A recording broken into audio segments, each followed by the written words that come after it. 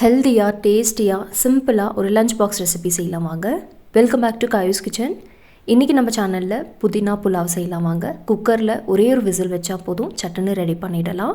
First ஒரு mixie ஜாரில் ஒரு கட்டளவுக்கு புதினா எல்லாம் சேர்த்துக்கோங்க.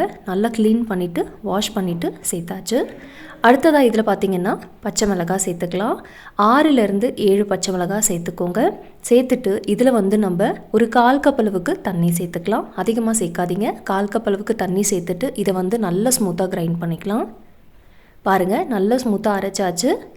இப்போ இந்த பேஸ்ட்டை தனியாக எடுத்து வச்சுக்கோங்க. அடுத்ததாக என்ன செய்யலான்னா, ஒரு குக்கர் எடுத்துக்கலாம். குக்கரில் 2 டேபிள் ஸ்பூன் அளவுக்கு எண்ணெய் சேர்த்துட்டு 1 டீஸ்பூன் நெய் சேர்த்துக்கோங்க. இதில் இப்போ ஒரு பிரிஞ்சி இலை, ஒரு ஸ்டார் அனிஸ், 2 சின்ன துண்டு பட்டை, 3 லவங்கம், 2 ஏலக்காய் சேர்த்துட்டு 2 மீடியம் சைஸ் அளவுக்கு வெங்காயமாக ஸ்லைஸ் பண்ணிவிட்டு சேர்த்துக்கலாம். இந்த வெங்காயமை ஓரளவுக்கு நல்லா சாஃப்ட் ஆகிற வரலையும் வதக்கிக்கலாம். பாருங்கள், இந்த அளவுக்கு சாஃப்ட் ஆன பிறகு இதில் 1 டீஸ்பூன் அளவுக்கு இஞ்சி பூண்டு பேஸ்ட்டு சேர்த்துட்டு திருப்பி நல்லா வதக்கிக்கலாம். இஞ்சி பூண்டோட பச்சை வாசனை போகணும். ஸோ ஒரு நிமிஷத்துக்கு நல்லா வதக்கின பிறகு இதில் நம்ம தக்காளி சேர்த்துக்கலாம். தக்காளி பார்த்திங்கன்னா 2 மீடியம் சைஸ் அளவுக்கு ஸ்லைஸ் பண்ணிவிட்டு சேர்த்துருக்கேன். இதோட 1/2 கப் அளவுக்கு உருளைக்கிழங்கு, 1/2 கப் அளவுக்கு கேரட்டும் சேர்த்துக்கலாம். உங்களுக்கு வேறு என்ன வெஜிடபிள் வேணும்னாலும் நீங்கள் சேர்த்துக்கோங்க. இதில் பார்த்தீங்கன்னா நீங்கள் பீன்ஸ், பட்டாணி கூட சேர்த்துக்கலாம். இப்போ இதில் 2 டேபிள் ஸ்பூன் அளவுக்கு கொத்தமல்லியை நல்லா பொடியாக கட் பண்ணிவிட்டு சேர்த்துக்கோங்க. அடுத்ததாக இதில் நம்ம புதினா பேஸ்ட் அரைச்சோம்ல, புதினா பச்சை மிளகாய் தண்ணி சேர்த்துட்டு அந்த பேஸ்ட்டை சேர்த்துட்டு நல்லா ஒரு முறை கலந்து விட்டுருங்க. இதை இப்போ பார்த்திங்கன்னா ஒரு 2லேருந்து 3 நிமிஷத்துக்கு நல்லா வதக்கிக்கலாம். பச்சை வாசனை எல்லாம் போகணும். இதெல்லாம் ஓரளவுக்கு நல்லா ட்ரை ஆகணும், தண்ணியே இருக்கக்கூடாதுங்க. ஸோ நல்லா ட்ரை ஆகட்டும். பாருங்கள், நல்லா வதக்கியாச்சு. தண்ணியும் ஓரளவுக்கு நல்லா ட்ரை ஆகிடுச்சு. இப்போ இந்த ஸ்டேஜில் ஊற வச்ச அரிசி சேர்த்துக்கலாம். நான் இன்றைக்கி 1 கப் அளவுக்கு பாஸ்மதி ரைஸ் எடுத்திருக்கேன்.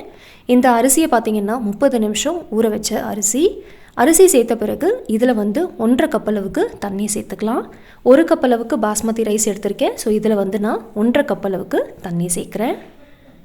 தண்ணி சேர்த்துட்டு இந்த புதினா புலாவுக்கு தேவையான அளவு உப்பு சேர்த்துக்கோங்க. உப்பு சேர்த்துட்டு நல்லா மிக்ஸ் பண்ணிவிடுங்க.